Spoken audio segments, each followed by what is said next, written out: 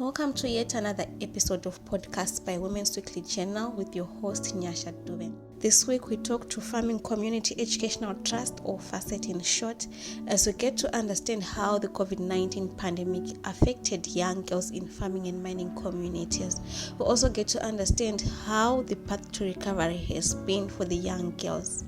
Are we going to cover that educational gap which was created? Are we going to rectify the teen pregnancies and the early marriages that befell our young girls during the COVID-19 pandemic and lockdown? Let's get to hear more from Remember Channel. As FACET, we have observed that there is a problem in farming communities and rural communities, especially when it comes to access to quality and equitable education.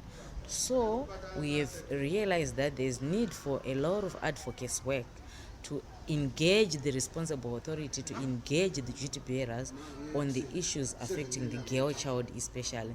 Why are we focusing on the girl child? So we have realized that the COVID pandemic has caused a lot of drawbacks, has caused a lot of issues amongst girls in the marginalized communities, especially the rural communities and farming communities. Number one, the major issue we have observed is that during that period when we were in lockdown, the girls were not attending school, they were at home. The only thing that was left for them was indulging into promiscuity, others even into prostitution, because their source of the way of life in those communities was based on manual labor, going to marriage, especially in the farming communities. They are surviving on pieceworks in farming communities of the commercial farmers in Masowe, because Masowe is mainly constituted with commercial farmers.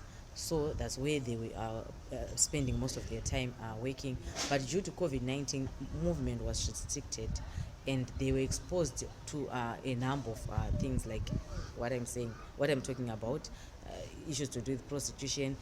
A number of child marriages were recorded during that time in teen pregnancies, and also it also affected the marginalized communities in the sense that they had no access to any form of education, be it online or even a one-on-one, like what was being done in towns or urban schools, because they had the opportunity to conduct online lessons, is they had access to gadgets, internet, which is a different scenario with the children in farming communities and rural communities.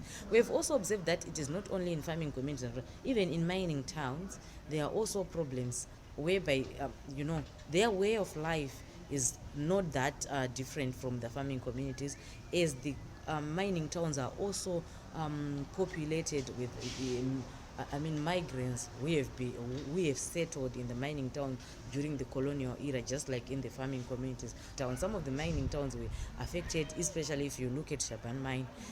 It has been closed, but the workers, some of them are still there in the compounds.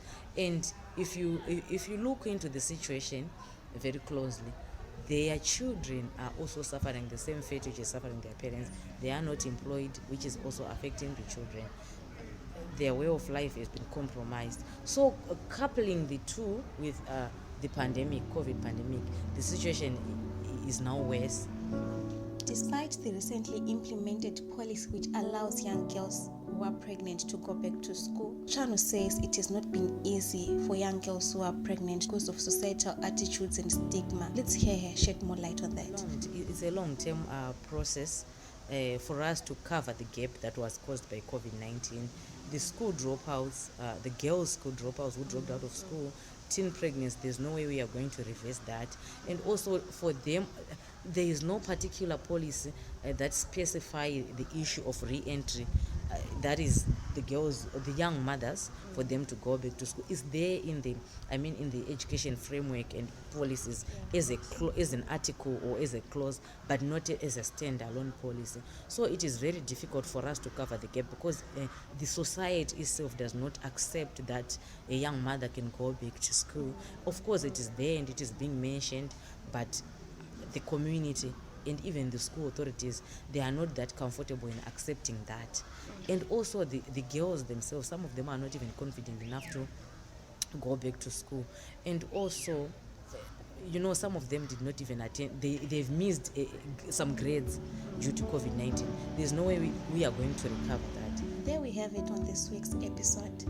Do leave a comment and remember to subscribe to our YouTube channel.